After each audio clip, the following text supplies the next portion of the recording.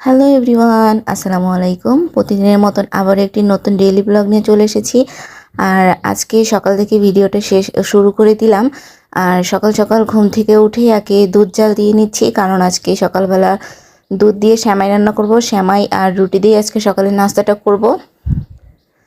তারপরে এই তো দুধে বলক চলে এসেছে। তারপরে দুইটা দারচিনি আর একটা তেজপাতা দিয়ে এখন দুধটাকে ভালো করে জাল করে নিব। তারপরে জাল করে নেওয়ার পর নামিয়ে নিবার এদিকে হচ্ছে এই যে খোলাই লাচ্চা সেমাইগুলো দিয়ে দিচ্ছি,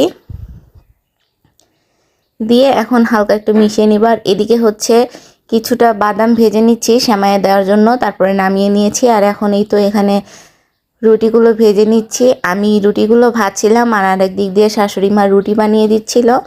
তারপরে দুজনে সকালে তাড়াতাড়ি করে নাস্তা বানিয়ে তারপরে সকালের নাস্তাটা খেয়ে নিব। আর এই তো সেমাইটা